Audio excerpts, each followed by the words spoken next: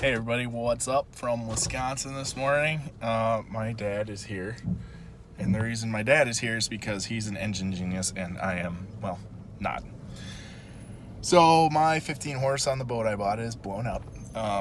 I'll link a picture in here so you can see what it looks like when a rod goes through the block, because that's kind of cool.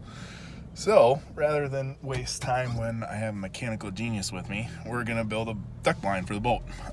So what you need to do is you need to measure for your bases the distances, and then you need to measure your long piece.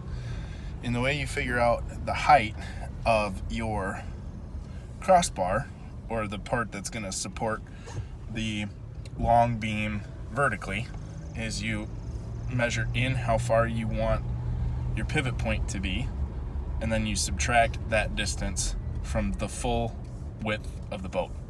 So stay tuned. This should be a pretty inexpensive build. I am not mechanically inclined, so I have no idea how to do this crap, which is why, again, we bring an expert in. So stay tuned.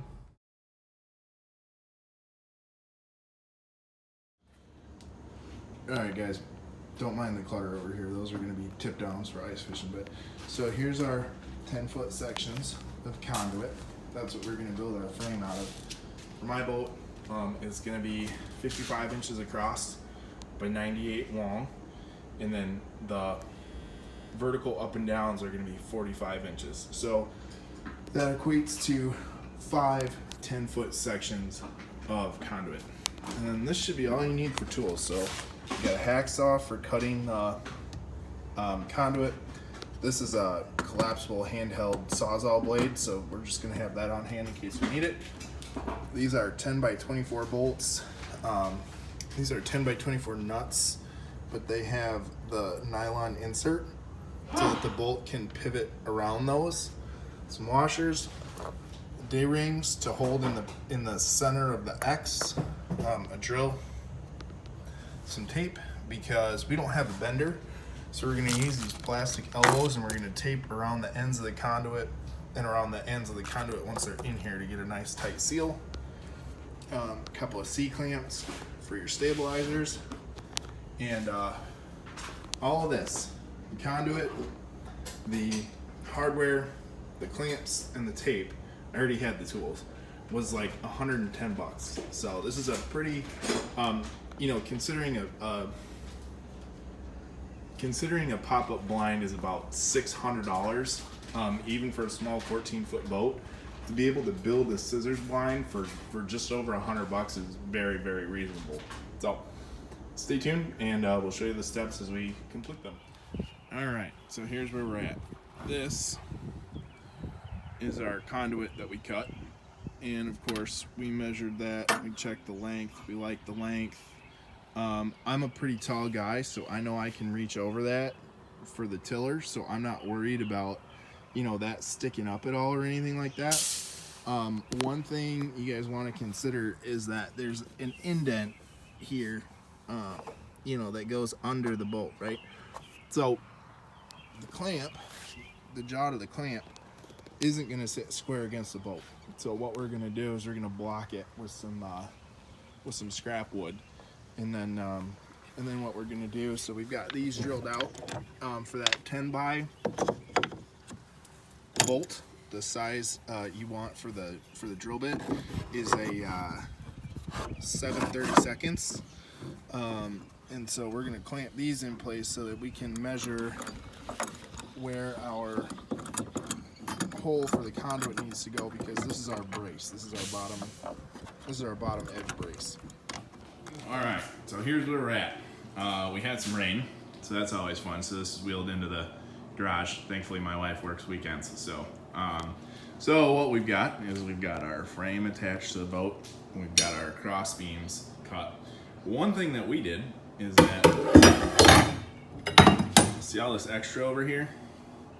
Yep, should have given ourselves a little bit more of that. Just make sure that when you're doing this, you give yourselves some extra here at the end. We're gonna have to back these in a little bit, and this is not how this is going up, but I'm just showing you. We're gonna have to back these in a little bit to drill our hole.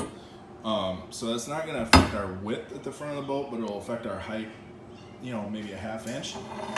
Just something to keep in mind when you guys are doing this on your own. So Stay tuned for another update soon. Alright guys, so we got one whole side of the frame finished up. So everything is cut and measured. All our pivots are drilled. The frame is in place. So we don't have a conduit bender. I know I said that earlier, but we don't have a conduit bender. So what we're using are these little plastic elbows, okay? It's not a perfect fit. So what we're doing is we're taking a Gorilla Tape wrap around the end of around the cut end of the conduit, sliding the elbow on, and then wrapping the elbow in place like this. But this is basically, oh boy. But this is basically gonna just fold up, and so we've got it overextended on this side, but this is just gonna fold up over the top like that. Oh, and that'll pop up from that side, and it'll pop up from that side. Now the reason we've done that before putting in our D-clamp here is because we have to figure out what height we want that bar to be at before we drill the holes for the cotter pins. So stay tuned. Like that? Up just a tiny bit, but yeah, that should be pretty good. Up just, you mean like toward your head. like move the whole bit up or move just the angle I'm on? The whole bit, but that right there, right there.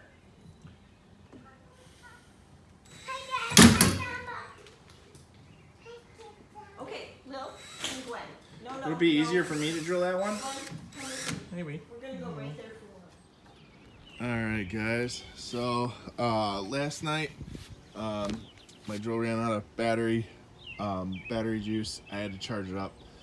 My other battery is not great, so I wasn't able to finish the blind last night. But this morning I was. So depending on what size of D-ring you get, you're gonna need to match your drill bit to that. And we thought that this D-ring was actually a little smaller than it is. It's really not a big deal. It's probably fine. So what we did to get our spot for where these braces are gonna cross, you know, they're gonna cross kind of like that, and make an X, you know, is we just had somebody get in there and sit and put the braces at a, you know, height and width that was comfortable. So I'm gonna get these popped up for you, and you should be able to see what this looks like. So once it's all complete. So I know that that's probably not the greatest view ever, but and then one thing to keep in mind is that when you put your cotter pin or whatever you want to call this through, you're gonna want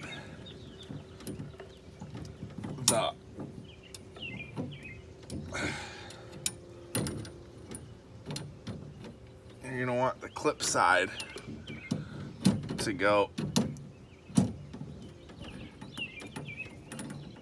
come on, you stupid fucker. Oh, I might have to re-drill that one.